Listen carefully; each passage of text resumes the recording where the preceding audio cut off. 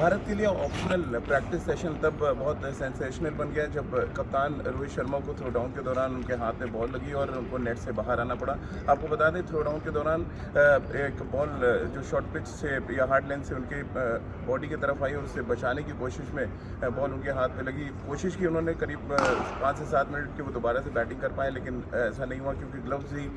वो हाथ में नहीं पहन पा रहे थे। और मेरे ठीक पीछे आप देख सकते हैं रोहित शर्मा इसमें आइस पैक के साथ बैठे हुए हैं और ये बहुत अच्छे संकेत नहीं है भारतीय टीम के लिए, क्योंकि एक दिन के बाद आपको सेमीफाइनल मुकाबला खेलना है। Rohit Sharma already out of form चल रहे हैं और सबसे इंपॉर्टेंट फैक्टर है कि किसी भी टीम के अगर सेनापति किसी यूथ से पहले अगर इंजर्ड हो जाए तो फिर प्रॉब्लम्स थोड़ी और बढ़ती हुई नजर आती हैं। कैसे देखते हैं अभिषेक भाई, क्योंकि राइट हैंड पे उनके लगी है बॉल और आइस पैक लेके बैठे हुए हैं, क्या संकेत माना जाए? पैडी ऑप्टन उनको उनका ध्यान भी हटाने की कोशिश कर रहे थे लगातार उनसे बात करके कुछ चोट पे ध्यान ना जाए, बट एक्चुअल चोट कितनी सीरियस लग रही है जितना आप देख पा रहे हैं? देखिए, आप अगर फॉर्म में होते हैं फिर थोड़ी बहुत चोट लगती है तो आप एक आध मैच खेल लेते हैं, लेकिन आप आउट ऑफ फॉर्म है उसके बाद आपको चोट लग रही है तो एक तरीके से आपको मानसिक दिक्कत भी होती है। तो हम तो यही उम्मीद करेंगे भारतीय प्रशंसक होने के नाते कि ये चोट ज़्यादा बड़ी ना हो, लेकिन जिस तरीके से वो इतनी देर आइस पैक लगा के बैठे हुए अगर हल्की चोट होती तो वो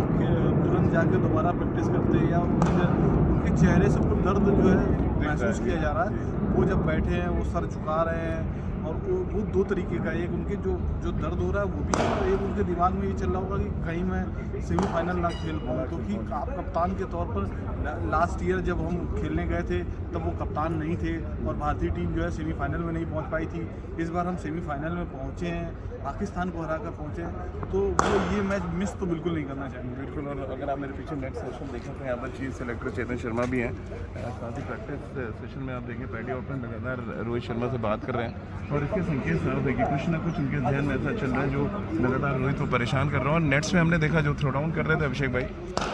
उनको बहुत तेज़ डाटा रोहित ने बुला के, क्योंकि वो ऐसी लेंथ से बॉल उठी थी वो अनप्लेबल थी एक तरह से, आपकी बॉडी पे है तो आपकी पसली पे लगती, पसली बचाने के चक्कर में जब वो गए तो उनके हाथ पे बॉल लगा। अब क्योंकि राइट हैंड पे बॉल लगा, आप थोड़ा ब्रीफ कर पाएंगे क्या दिक्कतें आप रोहित को आ सकती है? मान ली इंजरी के साथ खेले उनके कुछ शॉट्स हैं जो ब्लॉक हो जाएंगे बेसिकली, आप क्योंकि बैट को कंट्रोल करते हैं राइट हैंड से। नहीं, बिल्कुल, आप चाहे वो राइट हैंड पे लगें चाहे लेफ्ट हैंड पे लगें, जब अगर आपकी भारी चोट है तो आप बैटिंग करने में बहुत प्रॉब्लम आएगी, खासतौर से वो जिस तरीके से पुल और हुक खेलते हैं उस शॉट में आपको जो है राइट हैंड से पूरा प्रेशर आप खेलोगे तो आप इसका पूरा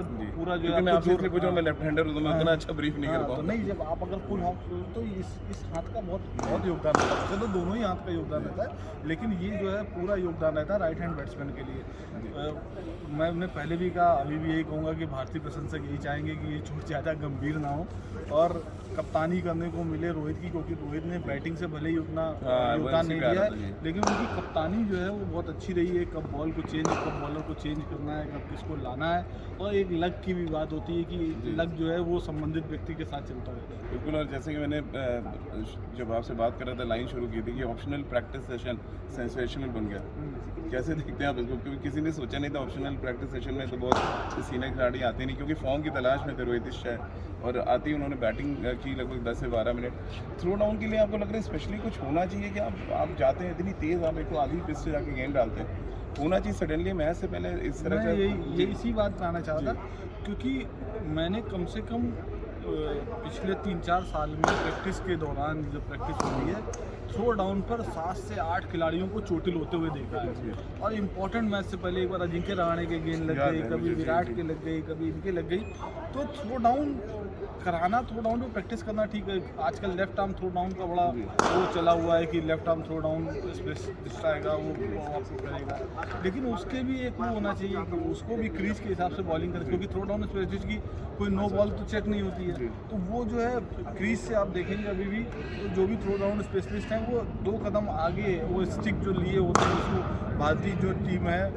वो रोबो स्टिक से प्रैक्टिस करती है, वो रोबो कंपनी की स्टिक है, तो उससे जो प्रैक्टिस करती है वो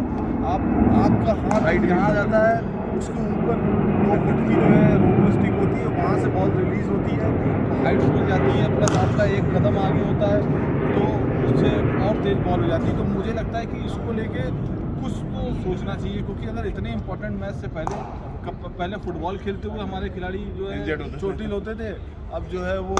रोबो स्टिक से चोटिल हो रहा है। तो चलिए चलते थे, एक बार फिर आपको दिखा दें कि जिस थ्रो डाउन पे विराट को चोट लगी उनको इशारा भी किया गया कि आप आराम से बॉल डालें। हार्दिक पांड्या जैसे नेट्स पे उन्होंने जाके बात की जो बॉलर्स थे कि आप थोड़ा आराम से बॉल डालें, क्योंकि ऑलरेडी 15 खिलाड़ी में अगर आपके पास 14 बच्चे और ऑप्शन अगर आप ओपनिंग के लिए जाएँ तो शायद ऑप्शन है ही नहीं है। तो ये भी एक बड़ी समस्या है, और कप्तान को रिप्लेस करना तो दूसरा एक बहुत बड़ी समस्या हो जाएगी कि फिर आप क्या करने वाले हो, वो भी डू एंड डाई सिचुएशन में। तो उम्मीद यही करेंगे कि रोहित शर्मा की चोट बहुत बड़ी ना हो और सेमीफाइनल मुकाबले से ठीक पहले वो पूरी तरह से फिट और हिट होते नजर आए।